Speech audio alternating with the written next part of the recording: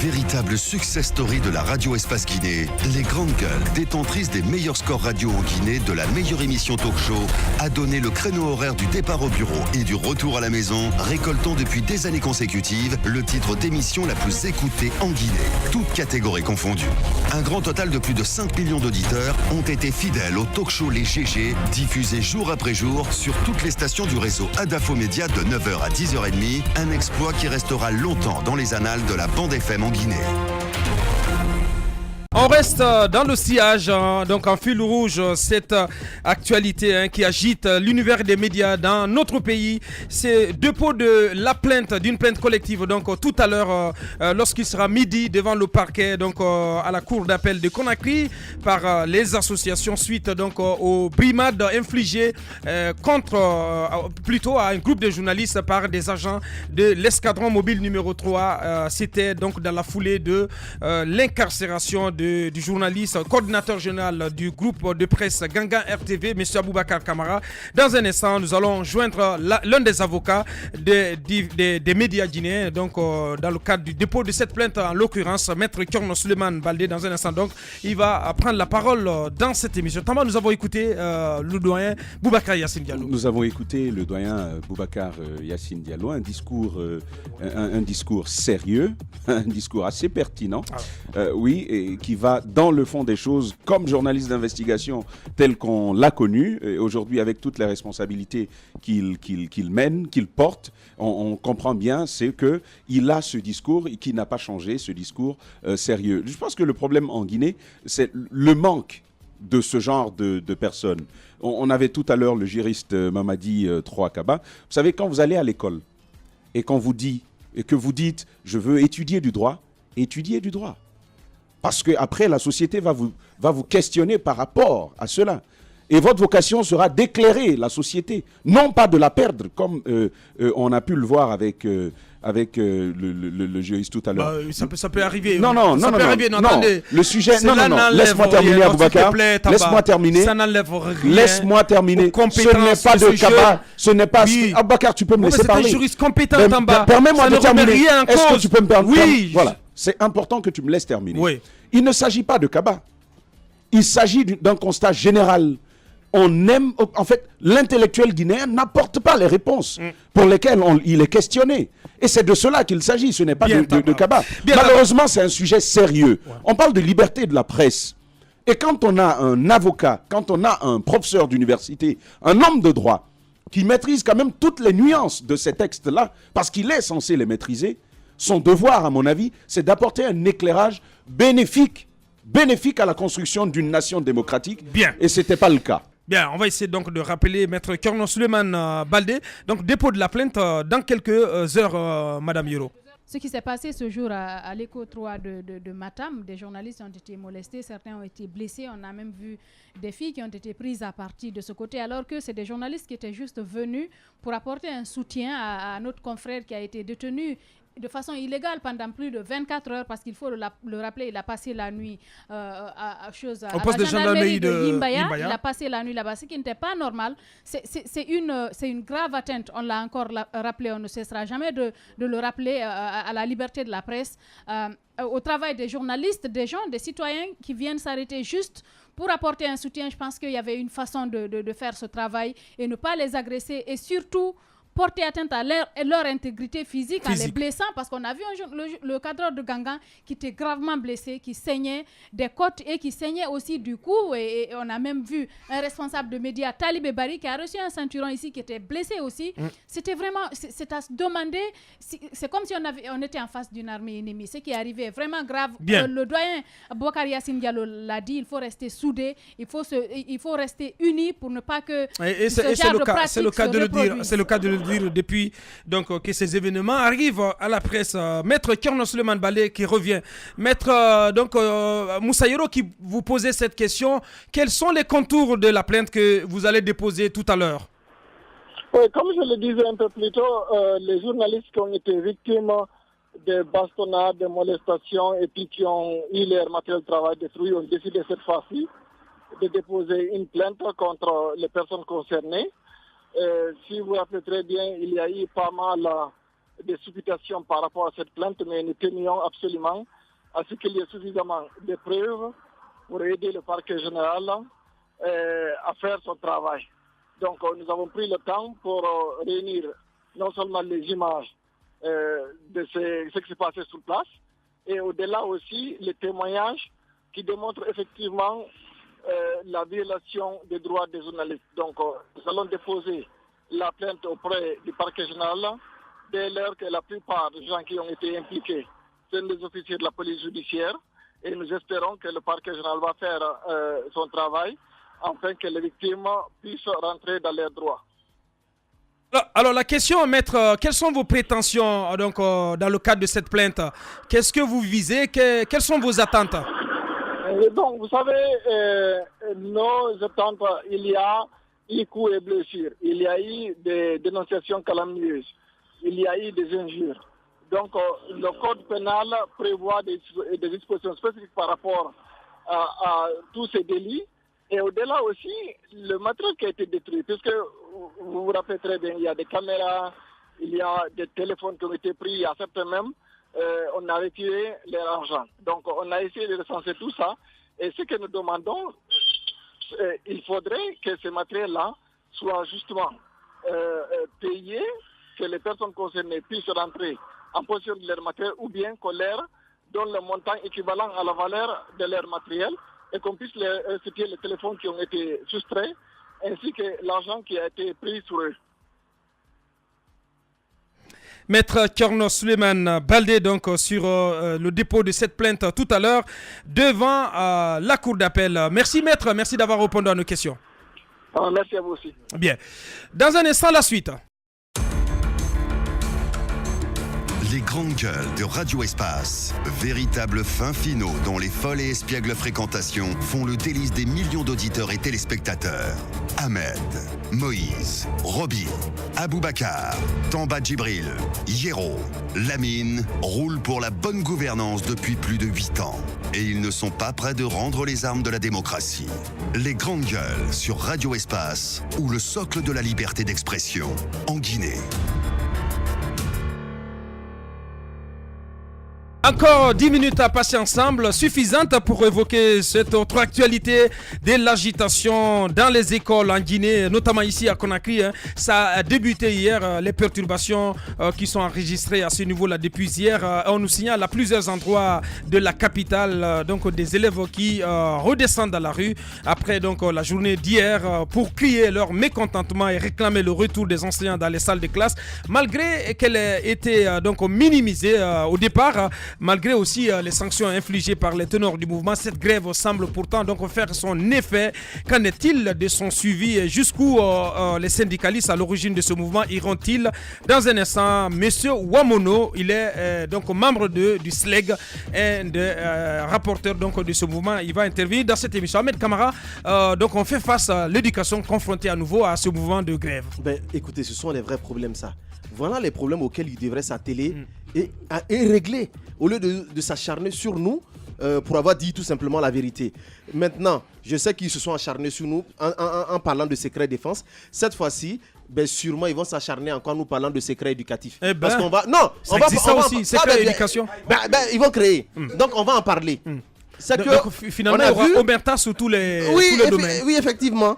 Donc ça, c'est le secret éducatif. Bien. Alors, qu'est-ce qui se passe? On a vu des témoignages de certains cadres qui nous disent quoi exactement? Non, c'est rien, il n'y a pas ceci. C'est une petite catégorie, c'est des perturbateurs. Mais cette perturbation-là, ils ne subissent pas.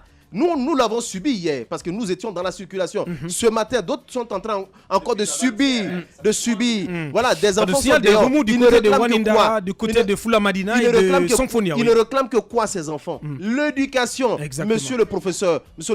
Ils ne réclament que l'éducation des enseignants en classe. Exactement. Mais ces enseignants-là, à l'heure où ils réclament quoi? De meilleures conditions de vie. N'ont-ils pas droit à un salaire décent? N'ont-ils pas droit à venir en classe, enseigner et le soir rentrer chez eux, bien manger et se reposer? Ils ont ce droit.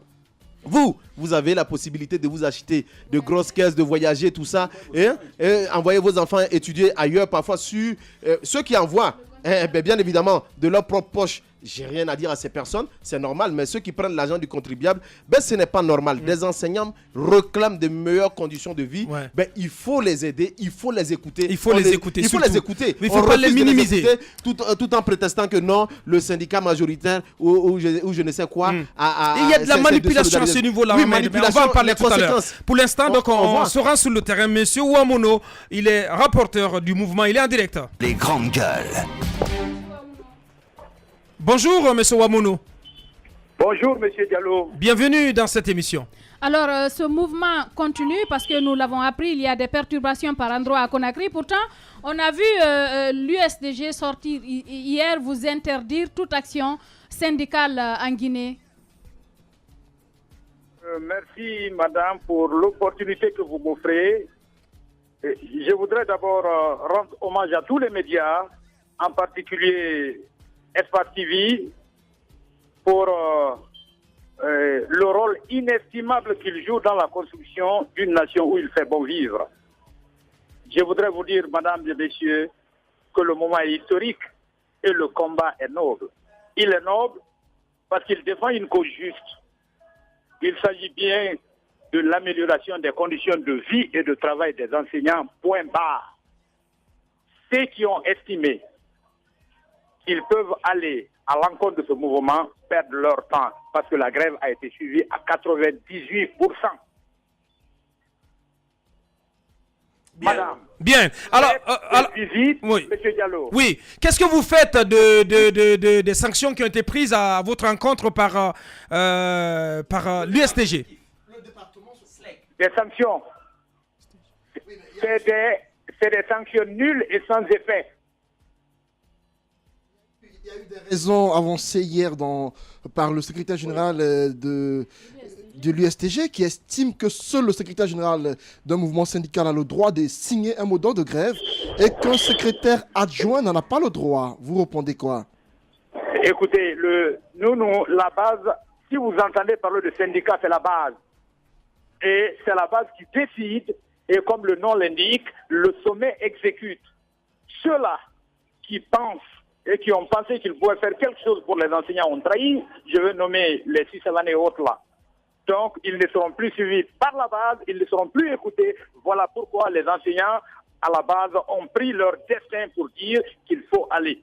C'est dans ce contexte bien précis que nous inscrivons notre revendication. Aujourd'hui, sur le terrain, on constate des violences par endroits, des élèves dans la rue. Le ministre hier a dit qu'il va faire appliquer la loi. Est-ce que pour vous, ces violences en cours, vous n'aurez pas à répondre de vos actes s'il y avait bien sûr des dégâts commis? Écoutez, nous sommes des enseignants responsables. Et nous ne faisons pas d'amalgame entre notre savoir-faire et notre savoir-vivre. Hein. Et la déontologie de la profession ne nous permet même pas de dire à un élève de se rebeller ou de se révolter. L'élève, quand même, a ses droits, M. Diallo. Un élève qui ne voit pas son enseignant un jour, 2 jours, 3 jours et 4 jours en classe, devinez le reste. Qu'est-ce que vous dites à ces élèves qui sont dans la rue tout de même? Vous leur dites quoi? Parce qu'il y a des mouvements en cours. Nous avons été très clairs. On a dit à nos collègues de rester à la maison jusqu'à la satisfaction de nos points de revendication. Point barre. Bien, c'était Monsieur Ouamono, il est un des responsables donc de ce mouvement de grève en cours dans le secteur de l'enseignement préuniversitaire. Merci Monsieur Ouamono, merci d'avoir répondu à nos questions. Véritable success story de la radio Espace Guinée, les grandes gueules, détentrices des meilleurs scores radio en Guinée, de la meilleure émission talk show, a donné le créneau horaire du départ au bureau et du retour à la maison, récoltant depuis des années consécutives le titre d'émission la plus écoutée en Guinée, toutes catégories confondues. Un grand total de plus de 5 millions d'auditeurs ont été fidèles au talk show Les GG, diffusé jour après jour sur toutes les stations du réseau Adafo Média de 9h à 10h30, un exploit qui restera longtemps dans les annales de la bande FM en Guinée. On nous signale à présent également des manifestations d'élèves du côté des télémêlés. En tout cas, c'est ce que rapporte un auditeur qui donc a consulté notre média partenaire guinématin.org. On va essayer de faire lecture de quelques actions. Il nous reste 4 minutes. Au Mali, en guerre, les médias passent leur temps à parler des défaillances de l'armée, mais aucun journaliste n'est inquiété. De ce côté, c'est Mouzliou donc Aïdara qui nous envoie ce message. Là, Junior Condé, tu es un hébreu Moïse. Le jour de ton procès tombe sur un jour sacré. Tu t'en sortiras, mon grand. Donc, c'est le Junior qui envoie ce message. Et donc on nous signale un peu partout quelques remous ici à Conakry, mais aussi à l'intérieur du pays par rapport à ce mouvement de grève. Mohamed Mara, apparemment, c'est un mouvement qui est banalisé, qui n'est pas pris au sérieux par les autorités au plus haut niveau. Moi, je suis en colère, très honnêtement. Je trouve qu'il y a de l'irresponsabilité dans la façon de gérer l'école guinéenne. Rappelez-vous, en février, c'est de cette même manière cavalière que le ministre Kourouma avait géré la situation et vous avez vu, cela a abouti à la mort de 8 Guinéens. Jusqu'à aujourd'hui, la lumière n'a jamais été faite sur ce décès-là. Le ministre Kaokare pense qu'il suffit de faire sortir de l'argent, qu'on distribue de l'argent à des syndicalistes pour casser l'élan, si vous voulez, des mouvements, ou de les diviser. Il suffit de nommer. Parce qu'il y a une nomination fantaisiste. Justement, parce que l'une des raisons de cette grève, c'est cette ventilation. C'est cela. C'est la nomination de 2 syndicalistes à des postes de DPE, mais contre leur gré. En fait, la loi autorise d'ailleurs les syndicalistes à refuser même une promotion. Vous nommez quelqu'un directeur préfectoral, il dit je ne veux pas de la promotion. Mais mon sang, où est le problème? Où est le problème du ministre? Et aujourd'hui, ce qui est en train de se passer dans les rues, contrairement peut-être à ce qu'Antoine qui interpelle les enseignants, moi je dis que c'est la responsabilité du ministre. S'il y a des violences, le ministre en est responsable. Lorsque vous savez pertinemment que les enseignants ne sont pas dans les salles de classe, qui sont restés à domicile, vous demandez à des enfants d'aller à l'école, 1 journée, 2 journées, 3 journées de suite, ils n'ont pas d'enseignants. S'il y a des dérapages, c'est la seule responsabilité du gouvernement. Ce qui est en train de se passer, les véhicules qui sont en train d'être caillassés, à mon avis, c'est de l'irresponsabilité pure et simple de l'État. Au lieu d'aller tabasser les enfants, négocier avec ces enseignants-là pour qu'ils retournent en classe, parce qu'avant tout, c'est eux qui vont au charbon, c'est eux qui souffrent, et vous empifferez. Mais 1 minute, 30 secondes chacun, s'il vous plaît. Des dialogues qui ont été menés importants. Je pense que le principe du diviser pour régner ne marchera pas, parce que le fait de muter certains syndicalistes, le monsieur il a dit le syndicat c'est à la base, parce qu'ils sont en train de décrier ce mouvement, ces syndicalistes qui sont en train d'appeler à cette grève, mais on dirait que c'est le vrai syndicat, c'est la base qui est en train d'agir, parce qu'on nous signale des remous à l'intérieur du pays. Le mieux serait de mettre tout le monde autour de la table et de continuer le dialogue qui avait été entamé, qui devait être relancé au mois de septembre passé. Merci Antoine, très rapidement, 30 secondes. Ce que j'ai envie de dire, c'est hier j'ai suivi ici Savané et Balato à la télévision.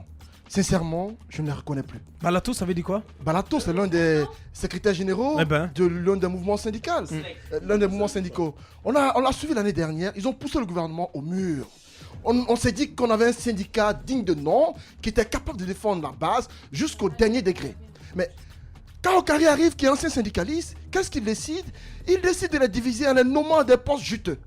Si Savané devient secrétaire général du ministère de l'Éducation, Balato qui également est promu à un poste, et d'autres sont mutés à Yomou, Dingirai et dans des confins de la Guinée. Il ne faut pas oublier aussi Casimir Diawara aussi, justement, chef de cabinet. Justement. Tous ceux-ci sont nommés à des postes assez lointains de Conakry. C'est quoi l'objectif? C'est de diviser le syndicat, les éloigner de la base. C'est ce que proteste Abakar Souma. Aujourd'hui, ce mouvement en cours, j'estime que le département doit le prendre au sérieux. Appeler les syndicalistes ou les auteurs de ces mouvements de grève à la discussion, qu'on les invite autour de la table. En tout cas, il y a un rendez-vous qui est fixé aujourd'hui devant l'inspection générale du travail. Tamba, votre avis rapidement, 30 secondes. Aboubacar, le pouvoir politique, l'exercice du pouvoir politique guinéen lègue un très mauvais héritage à la jeune génération. Ce sont des élèves du collège que l'on retrouve aujourd'hui dans la rue. On leur a appris que l'État n'existe que lorsque vous sortez, vous faites de la violence. Lorsque vous faites de la réclamation. Ça, c'est un sérieux problème. Il faut interpeller l'État, interpeller également les parents, interpeller même ces élèves-là. Il faut peut-être réclamer, si c'est organisé, mais éviter ce genre de choses, ce genre de situations telles qu'on les vit. On casse des véhicules, ce n'est pas citoyen du tout. Ahmed, en 10 secondes. J'ai dit qu'il faut être responsable. Quand il y a des problèmes, il ne faut juste pas les déplacer. L'argent ne peut pas tout régler. Vous avez partagé de l'argent, comme on le dit, c'est ce qu'on apprend. Mais si vous partagez de l'argent, c'est d'autres qui l'ont eu. Ceux qui sont restés à la maison ne l'ont pas eu. Donc c'est pour vous dire que ce n'est pas une question d'argent. soyez tout simplement méthodique, travaillez de façon claire, sérieuse. Et je pense que ça va marcher. Mohamed Diaby, El Maestro, était à la réalisation, il a géré les sons. Mamoudou Kone, le colosse du côté de la télé, donc c'est lui qui a réalisé cette émission techniquement. Mohamed Aloussène Kamara, Ibrahim Awal Kamara ont piloté les caméras. Merci à vous tous. Merci surtout à vous du côté de Kinshasa Banaki. Nous y étions la semaine dernière. C'est jour agréable. Merci, portez-vous bien, prenez soin de vous. On se reprend demain, vendredi. Au revoir, portez-vous bien.